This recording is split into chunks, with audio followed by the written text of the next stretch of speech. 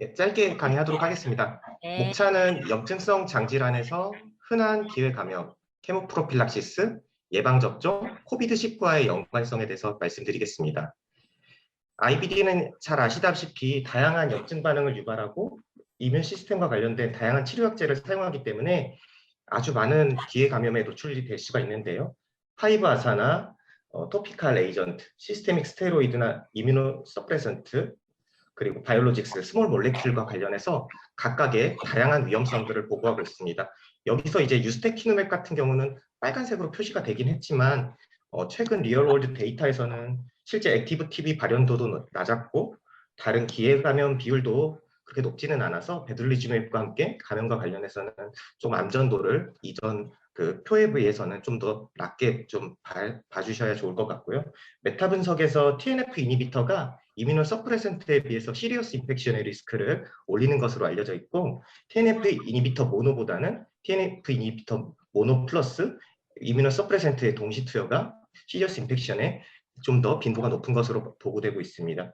특히나 인플릭시맵과 아자시오프린 스테로이드까지 동시 투여한다면 단일 약제 혹은 콤비네이션에 비해서 훨씬 시리어스 인펙션을 유발할 수 있는 빈도를 높이게 되고요. 그 리스크 팩터를 정리해 보자면 면역 억제제의 사용, 그리고 콤비네이션 유스, 로우 BMI, TPN 유스, 히스토리 업 바울 서저리, 오베시티, DM, HIV 등의 동반 감염, 액티브 스테이트 업 IBD, 고령 등이 기회 감염의 위험 인자가 되겠습니다. 약제별로 일으킬 수 있는 기회 감염의 종류가 약간씩 다른데요. 펑갈 인펙션은 스테로이드, 그리고 바이럴 인펙션은 사이오큐린, 펑갈 앤 마이크로바이럴 인펙션은 안티 TNF가 좀 더 관련이 있고 트리플 세라피를 했을 때는 위험도가 매우 올라가는 것을 아실 수 있습니다. 가장 중요한 감염 중 하나가 결핵인 것 같습니다. 최근 WHO에서 보고되는 결핵의 인시던스 레이트인데요. 한국은 유럽과 북미보다는 인시던스가 높지만 논 엔데믹 에리아에 해당합니다. 그렇기 때문에 엔데믹 에리아와 논 엔데믹 에리아에서 평가 방법이 약간 다를 수 있는데 엔데믹 에리아에서는 CT를 적극적으로 촬영합니다. 하지만 한국 같은 경우는 논 엔데믹 에리아로 분류하여 대개 이그라와 투베르클린 스킨 테스트, 체스트 엑스레이를 체크해서 결핵 혹은 잠복 결핵 유무를 확인하게 됩니다. 올해 소화기학 해제된 보고에서도 투베르클린 스킨 테스트와 이그라 테스트 그리고 체스트 엑스레이를 우선 시행할 것을 권고를 하고 있습니다. 다음은 바이러스 감염에 대한 내용인데요. HBV, HCV, HIV의 프리벌런스 같은 경우는 일반 인구와 유사한 수준입니다. CMV 인펙션은 스테로이드나 사이오프린의 사용과 비례하여 증가하며 CMV 콜라이티스의 발현은 유시에서 콜렉토미 레이스를 올리게 됩니다. 오베스한 사람은에서 또한 위험도가 오르며 EBV는 TNF 인펙션 이니비터나 IS 사용자에서 75%에서 시롤로직 디텍션이 되며 추후에 림포마 리스크를 올릴 수 있다는 것에 대해서 알고 계셔야 할 것 같습니다. 또한 HPV의 액티베이션으로 서비칼 캔서의 리스크를 올릴 수 있기 때문에 팝스미어를 한 것을 권고하고 있으며 IBD 페이션트에서 헐페스 조스트의 발병 위험도가 정상인보다 높게 보고되고 있습니다. 안티 TNF를 사용하는 환자들에서 다음과 같은 다양한 바이럴 질환들에 대해서 발현할 수 있기 때문에 있습니다. 구체적인 내용은 질환별로 언급을 하도록 하겠는데요. 비형 간염의 같은 경우는 일반적인 유병률은 약 1% 정도로 다음과 같이 보고를 하고 있습니다. 안티 TNF를 사용했을 때 HBV의 리액티베이션이 있었다는 증례 보고들이 다음과 같이 있었고요. 리액티베이션이 된 환자들은 HBV에 대해서 안티바이럴 에이전트를 통해서 치료를 하고 과거 감염력이 있다고 해서 프로필락틱 트리트먼트를 권고하고 있지는 않습니다. 국내 염증성 장질환 교과서에서도 그 내용을 다루고 있는데 HBS 안티바디가 음성인 환자는 백시네이션을 하고요. HBS 안티제니 플러스이면서 HBV DNA가 2000 이하이면서 면역 조절제를 사용하는 환자들은 그 사용 2주 전부터 예방적 항생제 치료를 하도록 하고 있고 HBS 안티제니 플러스이면서 HBV DNA가 2000 이상인 경우는 일반인과 동일하게 그 치료를 적용하고 있습니다. 또한 그렇지 않은 S 안티제는 네거티브이면서 안티 HBC는 포지티브인 경우에서는 정기적인 혈액 검사를 통해 추적하도록 하고 있습니다.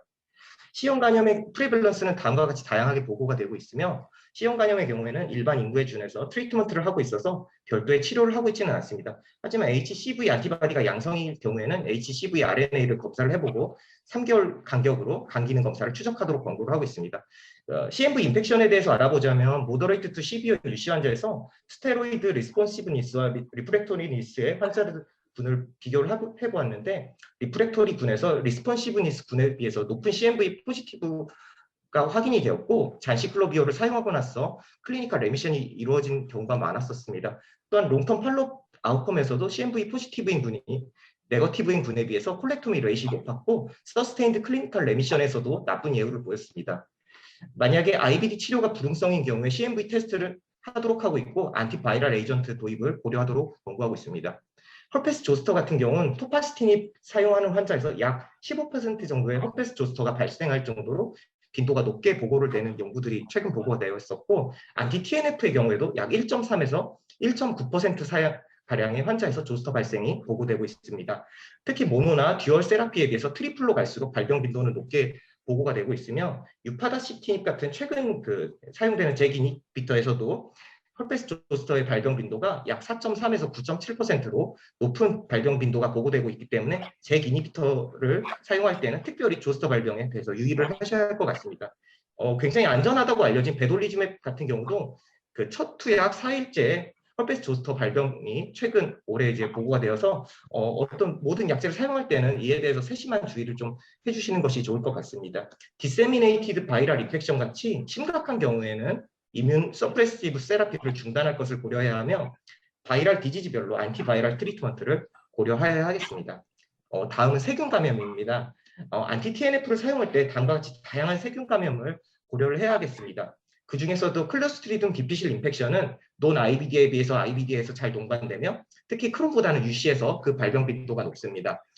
클로스트리듬 디피실이 동반된 환자에서는 그렇지 않은 환자에 비해서 콜렉토미 레이시 증가하는 것으로 보고되고 있으며 사망률 또한 CDI가 동반되지 않은 환자에 비해서 2배가량 증가되는 것으로 보고되고 있습니다. 일반적인 트리트먼트 레지멘은 논 IBD 페이션트와 동일하게 치료해 주시면 좋을 것 같습니다. 뉴모시스트 지로베시 뉴모니에 대해서 알아보자면 IBD 페이션트에서 논 IBD 페이션트에 비해서 PJP 발병이 증가하며 다양한 면역 억제제를 동반한 경우에 PJP 발병이 많이 보고되고 있습니다.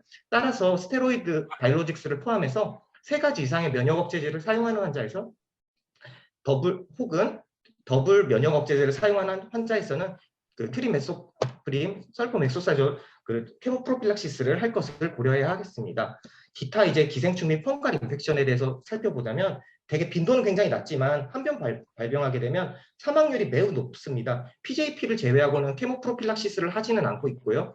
또한 잘 발병할 수 있는 엔데믹한 에리아가의 트래블 히스토리가 있는지도 확인할 필요가 있겠습니다. 다음과 같은 펑갈 인펙션들이 발생하고 만약에 발생한다면 바이올로직스는 우선은 중단을 하고 치료를 하는 것이 좋겠습니다.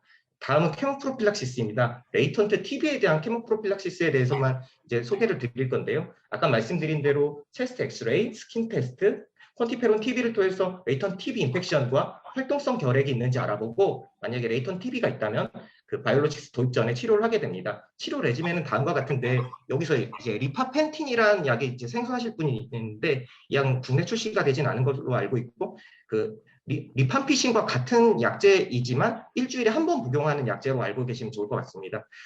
약제별로 보자면 안티-TNF나 유스테키눔에 토파시티닙, 사이클로스프린을 사용할 경우에는 레이턴 TB 인펙션을 먼저 치료를 하고 만약에 아주 급한 이머전트한 상황이라면 레이턴 TB 인펙션을 치료 3주에서 4주 정도 치료를 하면서 동시 투여를 할 수가 있겠고요. 아주 어전트한 세팅이라면은 함께 컨커미턴트하게 트리트먼트를 할 수 있겠습니다. 하이브 아사라든지 이뮤노 모듈레이터, 베돌리주맵이나 스테로이드 같은 경우는 레이턴 TB 인펙션에 대한 트리트먼트를 먼저 할 필요는 없습니다. 다음과 같이 드럭 인터랙션이 있기 때문에 주의를 하셔야 될 부분이 있는데 토파시티닙 같은 경우는 리팜펜틴에 사용했을 때 혈중 농도가 낮아지고 프레드니솔론은 아이소나이지드를 농도를 낮추며 리팜피신이나 리팜펜틴 같은 경우는 프레드니솔론의 농도를 낮추기 때문에 이에 대해서 확인하여서 사용하셔야겠습니다. 에코 가이드라인에서도 유사한 요법을 권고하고 있었습니다. 다음으로 살펴볼 부분은 예방접종인데요. 우선 생백신과 사백신으로 나뉩니다. 생백신은 면역억제제 도입 전후의 기간을 확인 후 도입을 하여야 합니다. 구체적으로 말씀드리자면 면역억제제 혹은 생물학적 제제 도입 한 달 전에는 생백신을 투여하고 각각의 약물 종류에 따라서 1에서 4개월 후에 다시 생백신을 도입할 수 있습니다. 그림으로 보자면 진단이 되고 생백신을 사용하고 4주 이후에 면역억제제를 사용하면 좋고 만약에 이미 면역억제제를 사용하고 나서 생백신을 해야 한다면 약물 중단 3개월 정도 가량이 지나고 나서 생백신을 도입하는 것이 안전하겠습니다. 다음은 이제 IBD 환자들에게 도입하는 것이 좋은 백신의 종류들이고요.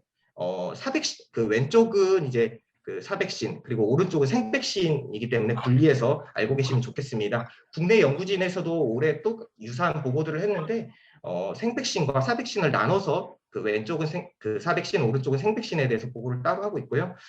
면역 억제 상태에 대해서는 하이 레벨 이뮤노 서프레션 그리고 로우 레벨 이뮤노 서프레션으로 나눠서 구분을 하고 있습니다. 각각의 백신 접종에 대해서 이제 서제스천은 이제 일반적인 백신 그 가이드라인과 크게 다르지는 않습니다. 그리고 코로나 백신 맨 아래 보시면 코로나 백신의 경우에서도 정상인과 같이 접종을 하도록 하고 있습니다. 폐렴 백신이 조금 내용이 복잡해서 하나만 따로 설명드리자면 23가 백신을 예전에 접종을 했던 사람은 만약에 이제 했으면 13가 백신을 바로 접종을 하고 그 이후에 한 번 그 23가 백신을 접종을 하면 되겠습니다. 만약에 23가 백신을 2번 다 접종했던 사람은 13가 백신만 접종을 하면 되고요. 아예 안 한 사람은 13가 백신을 접종을 하고 나중에 23가 백신을 2번에 걸쳐서 접종을 하면 되겠습니다. 마지막으로 설명드릴 부분은 코비드19와의 연관성입니다. 최근 UEGW에서 보고한 내용을 보자면 약 1000명의 UC와 크론 환자를 대상으로 화이자 백신, 모더나 백신을 맞은 환자를 조사한 연구가 있었는데 이 연구에서 헬시 컨트롤에 비해서 크론 환자에서 유의하게 안티스파이크 안티바디 레벨이 낮은 것을 보고하고 있었습니다. UC보다 크론에서 항체 생성률이 낮았고요. 특히 안티-TNF와 사이오큐린을 함께 복용한 환자에서 약 76% 정도로 그 항체 생성률이 낮은 것을 확인하실 수 있습니다. 여기서 보시면 서브그룹 아날라이시스를 했는데 사이오큐린 혈중 농도 레벨이 세라피틱 레인지에 해당하는 3.5 이상의 그 고용량을 준 경우에 특히나 항체 생성률이 53%밖에 되지 않는 것으로 굉장히 그 코로나 백신 항체 생성률이 낮은 것을 보고하고 있습니다. 여러 바이올로직스별로 생물학적 제제 혈중 농도와 안티스파이크 안티바디의 그 레벨을 분석을 해보았지만 각각의 유의한 상관관계를 보이진 않았었습니다. 실제 IBD 페이션트에서 코비드19 인펙션이 어떤 영향을 미쳤는지에 대한 연구도 있었는데요. 크로아티아에 시행한 내셔널 포트 스터디에서 코비드19 감염 상병을 통해서 IBD와 논 IBD 그리고 크론과 UC를 비교한 분석 데이터가 있었습니다. 여기 보시면 사망률에서는 IBD와 논 IBD에서 유의한 차이를 보이지는 않았었고 크론과 UC에서도 유의한 차이를 보이지는 않았었습니다. 재원 기간에서 차이가 있었는데 IBD 페이션트가 재원 기간이 유의하게 길었고 크론과 UC는 유의한 차이를 보이지는 않았었습니다.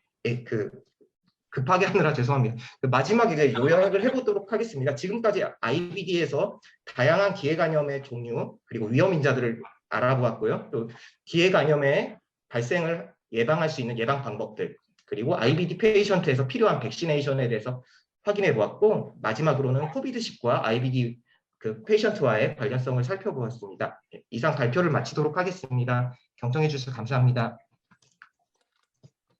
네, 교수님 수고하셨습니다. 저 열정적인 강의를 대면에서 들었으면 얼마나 더 좋았을까 하는 아쉬움이 있습니다. 감염에 대해서 공부하시다가 감염이 되신 것 같은 안타까운 마음이 있습니다. 혹시 우리 여기 패널에 계신 교수님들 질문하실 거 있으실까요? 네, 방대한 내용을 이렇게 짧게 요약해서 잘 발표해 주셔서 감사드립니다. 제가 질문 드릴 내용은 아직 이제 생백신 투여 시에 약대 중단 기간이 한 3개월 이상 되는 걸로 말씀을 하셨는데 혹시 그렇다고 한다면 이제 어느 정도 IBD가 좀 조절이 된 다음에 투여를 결정을 해야 될지 하는 그런 기준점이 있는지 하고요. 혹시 그 사이에 플레이업이 될 수도 있을 것 같은데 거기에 대한 혹시 모니터링이나 이런 것들은 어떻게 시행을 하는 게 좋을지에 대해서 질문드립니다. 네, 좋은 질문 감사드립니다. 사실 제 생각에는 생백신을 투여를 할 거라면 정말 필요한 백신을 선별을 잘 해야 할 것 같고 IBD가 처음 진단됐을 때 생백신을 투여를 그 기간을 놓치면 나중에 이제 그 생백신 투여하기가 굉장히 어려워지는 것 같습니다. 이후에 이제 스테이블해질 것이라는 보장이 없기 때문에 나중에는 이제 생백신 투여의 기회 자체가 조금 사라질 수가 있기 때문에 처음에 이제 진단하실 때 이게 백신 접종력을 조금 면밀히 관찰하는 게 조금 더 중요하지 않을까 생각됩니다. 네, 그리고 이제 헐패스가 곧 아마 사백신이 들어오면 우리 환자들이 그 헐페스 조스터에 대해서 백시네이션을 할 기회가 조금 열리지 않을까 하는 생각이 들고요. 네, 네 질문 주세요. 좋은 강의 감사드립니다. 조선대 이주입니다. 저는 결핵에 대해서 묻고 싶은데요. 최근에 이렇게 처음 바이오로직스를 시작하기 전에 콘티페론 양성이어서 치료를 했었는데 한 몇 년 지나고 나서 액티브 TB가 걸린 환자가 있었습니다. 그래서 바이오로직스 시작 전에 콘티페론을 검사하고 그 뒤에 뭐 추적 관찰이 필요한지가 궁금하고요. 그리고 가이드라인 상에서는 환자를 접촉하지 않은 환자에서 중간에 이렇게 콘티페론 양성이 되더라도 사실은 치료 자체도 지금 컨트로버설인 것 같은데 만약에 팔로업 한다고 했을 때 이게 바뀌면 치료가 필요한지도 궁금합니다. 질문이 너무 어려워가지고요. 네. 일단 예. 네, 말씀하세요.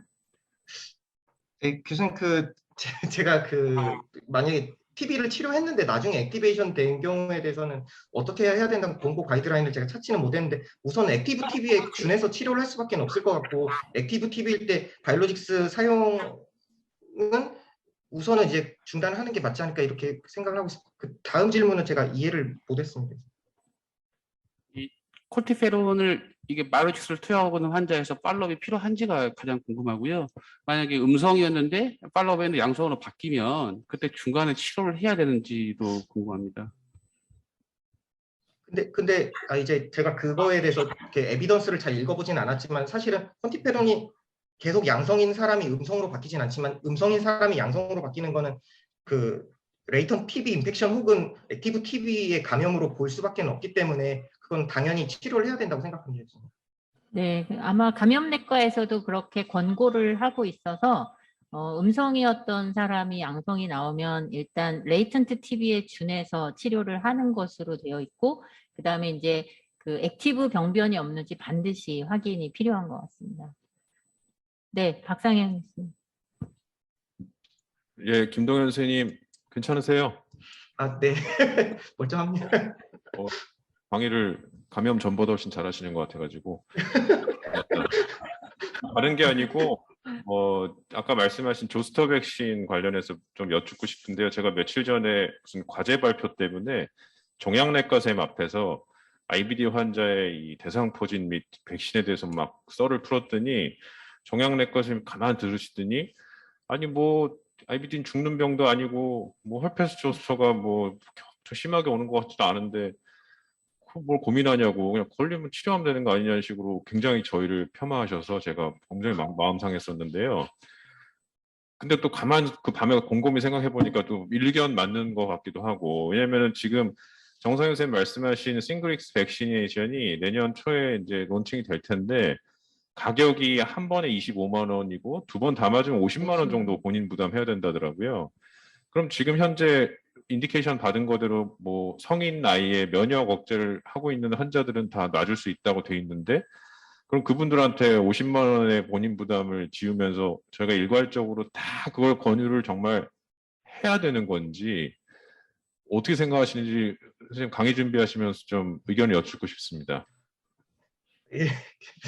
아예 굉장히 좋은 질문 감사합니다. 근데 제가 이제 뭐 정답이 있는 건 아니겠지만은 이렇게 봤을 때는 특히 잭 이니비터는 너무 유병률이 너무 높아져서 사실 어떤 약을 치료하고 나서 5% 이상의 어드버스 이벤트가 발생한다는 거는 사실은 굉장히 좀 심각하게 바라봐야 되지 않을까 싶습니다.